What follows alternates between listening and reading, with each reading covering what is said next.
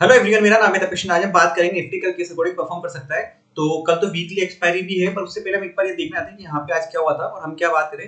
2 दिन से देखो हम यही बात करते हैं, इसी रेंज में यहाँ पे मार्केट फंसा हुआ है। अभी डायरेक्शनल मूव या तो अपसाइड में देगा या फिर डाउन साइड में देगा, ये किसी को नहीं पता कि कहाँ देगा। लेकिन हाँ, जब बुल्स और बियर्स 2 दिन से फाइट कर रहे हैं इक्वली यहाँ पे, अब जो इसमें गिव अप करेगा या फिर जो स्ट्रेंथ ज्यादा दिखा देगा मॉर्निंग में, उससे डायरेक्शन में एक बार मोमेंटम निकल जाएगा। तो आज बियर्स ने दिखाया मॉर्निंग में तो काफी अच्छा मोमेंटम। देखो जो यहाँ से ब्रेक करा तो उसका नेक्स्ट टारगेट था 18,507 तक के आसपास का, 490 तक के 80 तक के 490 तक के आसपास का यहाँ तक इसने टारगेट अचीव करा एक तरीके से। ठीक है, अब यहाँ पे ये प्राइस एक्शन ना, यहाँ पे इसने ब्रेक ले लिया। अब जब भी देखो गिर के आया ना, यहाँ रुका तो यहाँ रुका, एक बार यहाँ टूटा, फिर ये ब्रेक लिया यहाँ पे, फिर वापस थोड़ा सा बाउंस करा। अब यहाँ पे एक ब्रेक बनाया इसने यहाँ पे, इसी के ऊपर यहाँ पे प्राइस एक्शन बना के रुका रहा है यहाँ पे। अब कंडीशन ये है कि जब तक इस लेवल को ब्रेक करके वापस नीचे नहीं जाए, तब तक वापस वो नेगेटिविटी नहीं आ सकती यहाँ पे, ऐसी कंडीशन में। ठीक है, तो इसके बाद इसने धीरे धीरे करके मोमेंटम ऊपर की साइड निकाला यहाँ पे और काफी अच्छा मोमेंटम दिया। आज एफआईआई ने भी अच्छी खासी बाइंग करी है। अप्रोक्स इन्होंने 3500 करोड़ की करीबन की बाइंग करी है, एक बार देख लेता हूँ।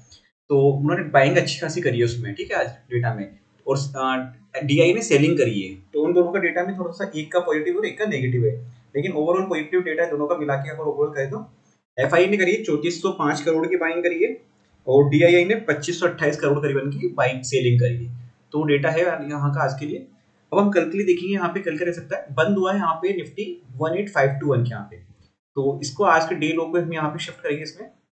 अगर इसी के बीच में यहाँ पे ओपन होता है, ठीक है, तो यहाँ पे 18,486 18486 हमारा सबसे पहला सपोर्ट होगा, बेस होगा।